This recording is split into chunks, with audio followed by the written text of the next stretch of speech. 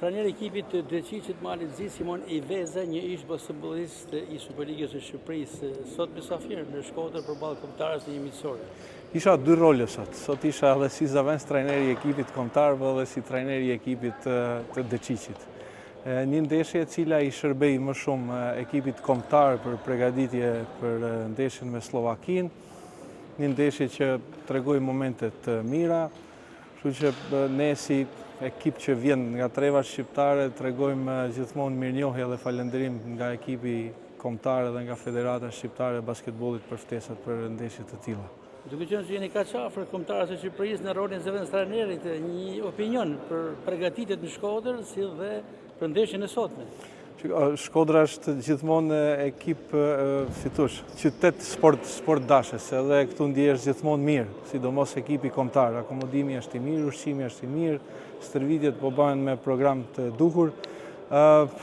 Ekipi është në rinovim e sipër. Kemi filluar që në periudhën kur ka qenë profesor Karaj me rinovimin e ekipit dhe janë ofruar shumë lojtarë të ri, tani kanë ardhur edhe disa të tjerë. Dhe kështu që nuk mund të pritet një gjë që të ndryshojë apo të bëhet shumë e madhe për një cikël apo dy cikle. Kështu që Shqipëria sigurisht ka një të ardhme të mirë, një të ardhme nëse do të punohet me programin e dur, besoj se në të ardhmen do të ketë suksese. Profesor, kjo është ndeshja e tretë zyrtare që Shqipëria zhvillon në kuadrin e eliminatorëve. Ka humbur në transfert me Slovakinë, ka humbur në këtë pallat sporti me Kosovën dhe kjo është e treta. Mendoni se e treta vërteta për të marrë fitoren e parë? Faktikisht ashtu duhet të ishte. Në Slovaki kemi humbur ngushtërisht, gjithsesi ato kanë qenë me dy lojtarë më pak cilësor se sa vinë tani në Shkodër. Gjithsesi besoj në mbështetjen e publikut shkodran dhe në në lëvizjet e reja që kemi bën ekip, besoj se do jetë shumë e vështirë për Slovakinë. Ne premtojmë luftë deri në minutën e 40 për ta marrë fitoren edhe për të qëndruar pikët në Shqipëri. Dhe e fundit, sa i mungon kombëtarës mungesa Daniel Legndrejt, shkodranit që luan me Prishtinën, që është dëmtuar fatkeqësisht? Ai fatkeqësisht është dëmtuar pikërisht me Slovakinë, është një lojtar që jep frymë shumë pozitive në ekip, është një lojtar që është shumë i fortë fizikisht.